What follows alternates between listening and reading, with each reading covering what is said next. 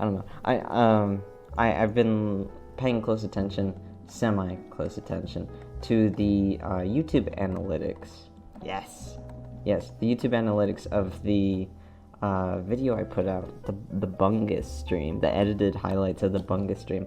It's been doing well. I mean, I say well, but I mean well enough for like somebody who went on hiatus for like a year and then came back and uploaded a video where they I don't know, an edited 2-hour long stream with their friend where they draw a Lego character. You get it.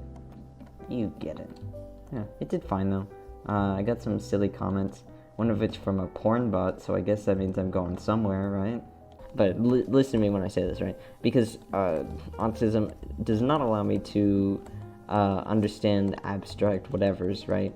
And I don't know, I feel like I'm more naive because of it, you know? I'm just really bad at picking apart arguments. There are some things, like, listen to me, I have a hard time discerning something from something else, you know? Like, I don't know, unless somebody is, like, super, like, obese, I cannot tell if they are fat or not, you know? Unless somebody has very, very dark skin, I cannot not tell if they are a POC or not, you know? Like, there's some black people that I've seen that just look white to me, and people are like, what are you talking about? That person's obviously a black person. It's like, I don't know, you know? Or, like, what are some other ones? I don't know. Like, unless something is super obvious to me, like unless something is, like, super far one way, I will just not know that it is that, you know? I don't know. I'm just not good at... And, like, okay, recently I've been thinking more about this. The whole, like, I don't... yeah. I don't want to say anything controversial or anything, right? But like the whole non-binary identities thing, yes, I do believe in non-binary identities. I do believe in neopronouns, mainly because I think they're interesting. Like, I think it's really interesting, the stuff I've heard about them, you know? Like, people, did you know that some people feel dysphoric, just with people referring to them as they and them, and like they will feel dysphoric unless somebody calls them by a specific set of neopronouns. Like, that is interesting. How does that even work? You know, there's so little research on this kind of thing, and I think that's really really cool and really neat. You know, I would really like to see, like, I actually have a book on it in my desk. It's called What's Your Pronoun by Dennis Barron. I think Dennis Barron. It's a really good book. It's really good. I haven't read it in a while, but it's very good and very interesting. But listen to me, I can't think about the whole gender debate for too long, or else my brain starts to hurt, because it is literally so hard for me to wrap my silly little brain around what's it called abstract things, you know? And there's nothing more abstract these days than gender itself, you know? Because, like, wow, there's so much to it. Like, some people say, like, oh, well, there are only two genders because non-binary is not binary, right? Non-binary isn't some kind of third gender, right? It's something completely different. I'm like, well, what is it, you know? It's just, like, crazy things like that. And then people are saying, well, you know, a gender dysphoria cannot mean you are transgender. Like, the idea that you need gender dysphoria to be transgender and non-binary identities existing is, like, contradictory or whatever. But at the same time, I've known some people who are dysphoric and non-binary, which is really interesting to me. Like, how does that work, you know?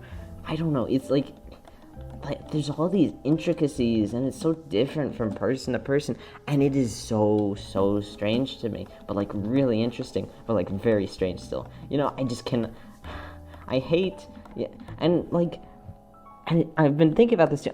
Hold on. I'm gonna go in a whole tangent, but let me. I hope this isn't focusing it correctly. But how do you feel about the way you see abstraction? Okay. I'll get to that. Okay. So basically, something else I've been thinking about, right? God, what is it? How do I see abstraction? I don't. I do. I can't. I just cannot wrap my head around it. It's just. I don't know if this is an everyone else thing, but if I think too long about this whole kind of thing where it's like, okay, well, it just differs from person to person, there's no one experience or whatever. You just can't define non-binary identities or whatever. You can't identify gender with just one label or just any label because of how, like, quote-unquote fluid it is. Then I just cannot think about it. I just can't think. It just shuts my brain down. Like, I just physically am unable to think about it, which is strange in and of itself, and I've heard some people, like, on both sides. Okay, I've been thinking about this. I have heard, like, both sides of the argument say that both sides are ableist, which is very interesting. Let me explain it to you, right?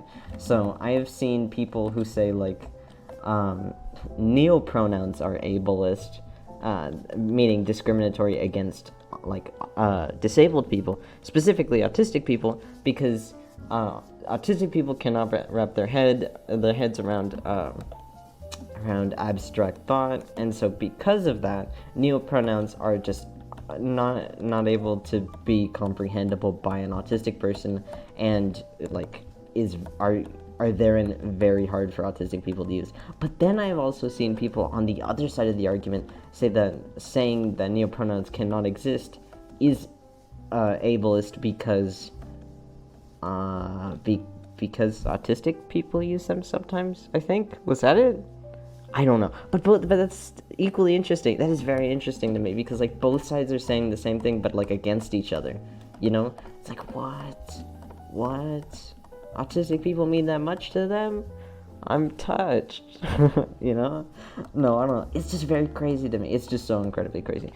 The thing I'm a bit so on is seeing people talk about the necessity of dysphoria to be trans. Hear me out, though. Just because it makes non-dysphoric people feel invalidated, and that's not cool. I understand both opinions on dysphoria. Yeah, I mean, I'm not really hard-pressed about that. I feel like being hard-pressed about Tumblr discourse is kind of stupid, champ. But let me tell you something, right? I like to hear out both sides of the argument, and I've seen very promising things on both sides. Kind of. Okay, I do not agree with the whole non-binary identities do not exist. I do think they exist. I do think neopronouns are good. I do think people can identify with whatever, because people's experiences are so different, and we can't, like, chalk it up to you need gender dysphoria to be trans or you don't need gender dysphoria to be trans, because we don't really know what either things are. We don't know what gender dysphoria is. I've seen, like, 3 different definitions for gender dysphoria. I mean, sure, like, the DSM-5, is it the DSM-5? Some kind of psychology textbook thing, whatever. They're like, oh, you do not need gender dysphoria to be trans, and then they go on to refer to drag queens as transgender, which drag queens are not transgender. I don't know if you know this, but drag queens are not transgender, right?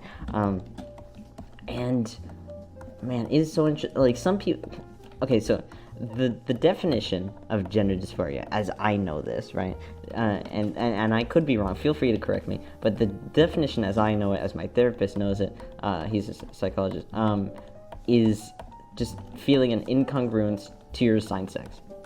And people who are non-binary can, like, do that, or feel that, they can totally feel, like, the incongruence or whatever. I mean, I'm not non-binary, so maybe I'm just speaking way out of pocket here, but, go crazy on me if I am. But, like, yeah, non-binary people, like that's not a thing, but I also think that I think some people are misunderstanding what gender dysphoria is, Like, some people refer to it as, like, quote-unquote hating your body, which is not true at all. You can be transgender and love your body. I mean, that's not me, and I wish it were, but you can totally do that, because I don't even think, I think you can present however you want, go crazy with it. You can be, like, a trans man and present very feminine, I don't care. Go crazy with it, because at the end of the day, it's just feeling an incongruence with your birth sex. You can be a transgendered male and go by she, her, whatever, wear dresses, I don't know, have long hair, not even transition. Okay, well, that's, sure, maybe. You know what? Go crazy with it. Don't even transition if you don't want it. I don't know. I don't care. Your life, your body, do whatever you want, yeah.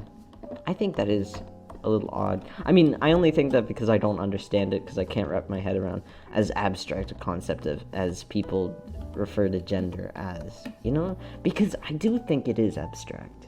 I'm a little afraid to have these discussions because of how heated they get from both sides. I've seen people who are like, haha, like, do not interact if you think this and all that, which, I mean, I think is a little destructive. Destructive? Not constructive, I think is better. It's just not constructive, I feel like, the whole do not interact thing. I mean, it doesn't matter in the long run, it's just Tumblr posts. If you don't want a specific set of groups to interact, that's, I mean, who really cares? But I still think on posts where they're talking about this kind of thing, it is a little not constructive to say that they can't interact, because, like, what's even the point of having the discussion if you don't want them to interact, you know? I don't know. I just think it's silly. Maybe that's just me not being able to understand abstract concepts or whatever the balls, you know? Yeah, I don't know. I think this discussion is really interesting, though. I do think we shouldn't be we shouldn't be so hard-pressed on the specific things, because there are a lot of people I've seen, when talking about this debate, are so heavy-set on their point of view that they don't want to listen to anyone else's point of view on it, which is a shame. But at the same time, I mean, I do see where they're coming from. I'm sorry, I wasn't trying to sound passive-aggressive. You didn't, don't worry about it. You did not sound passive-aggressive. But, I think people, really thoughtful stuff you're saying. Thank you, I'm glad you think that, but I do think that we should hear each other out on this, you know, like, both sides. Like I do see a lot of silencing going on both sides. Mainly, one other side is like, oh, well, they're trying to silence us so much, so we'll just silence them. It's like, no, that's not how you have discussions, you know. I don't know. A lot of it feels really like like baby's first debate on Tumblr, you know. It's like, first step in debating someone, learn not to want to silence them in an argument, you know. If you want to have a proper discussion about something, you can't just like run away and hide in your cute little echo chamber. And I don't say this to sound like, ooh, SJW libtard cares so much about the rhinoceros. I'm not saying that. I'm just saying we should care more about each other, maybe, you know. I don't know, maybe that's just me being naive and stupid and dumb. But that's just what I've been thinking about, I think. Yes. I don't know. I don't think about this, like, super often, but I do think it would be really beneficial, especially when it comes to a discussion on something as little researched as, like, transgender whatevers, you know? Because there really isn't that much research on it. And to... like, and the fact that we are keeping to ourselves when it comes to this discussion, isolating each other from each other, isn't at all helpful, because what if someone finds, like, a big piece of information on it, you know? Like, I do know that there's this whole thing about, like, brain scans that one side keeps passing around, you know? Which has been thoroughly debunked. But the thing is, the other side isn't saying to that other side that's using the brain scans as evidence that it's not evidence, you know? Like, we're just withholding information from each other, which is not good. And it also doesn't look very good to, like, outside onlookers, you know? It makes us look like we're I don't know, just so separated, you know? I think both parties are at fault for that. I think we should focus more on, I don't know, listening to each other, you know? But I think it's really hard to do that, because there are a lot of people on both sides, like, the type of people that are on both sides are very hostile, I've seen, which isn't good. It's not good at all. I'm gonna turn the music up, actually. Let me turn my music up.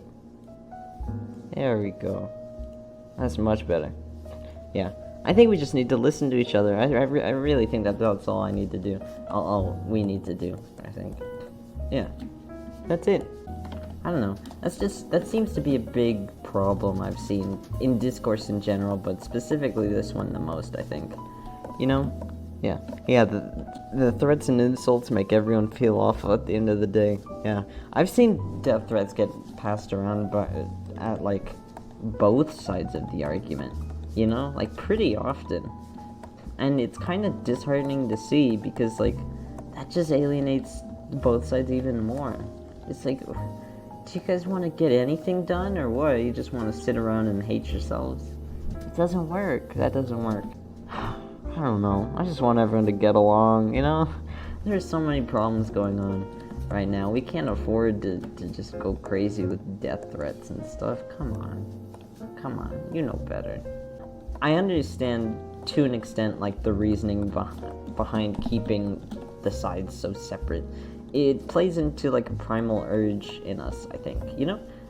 The whole, what's it called? I don't know what the specific psychologically tested name for it is, but basically it's a thing within us that likes having our own little community and group that's unique from the rest, you know? Like, sports teams play into that, you know? And, like, specific colleges. Cults play into this too, which is very telling that sports teams play into the same thing as cults, but I'm not going to get into that. It's just a very primal urge in us to feel belonging to a specific group that of like-minded people, you know? And I feel like the whole being heavy set on one specific political idea kind of plays into that, you know? Yeah. I know, like, the whole Republican versus Democrat thing, I guess I haven't looked hard enough, but the news my parents play are always berating the other side, and it's like, bro, how is this helpful to anyone but promotion? Okay, that was off topic. No, it was still on topic. That's another thing, yeah, the Republicans and Democrats, the whole playing into each other, playing into a specific primal urge in us, like, as a species, you know. I don't really know what Republican and Democrat means, so I'm not gonna talk extensively about that. But I do know that those being two separate groups that people are very angry at the other, you know, for being a part of or whatever, that's very relevant and kind of telling a little bit too. I don't know. It's this kind of thing that's in everything if you look hard enough. You know, this primal urge thing. But thank you for joining me today on today's stream. See you on Sunday, I guess. Yeah, see you on Sunday. Next stream is on Sunday at 3:30. Yes, see you then. Thank you for joining me today. Goodbye.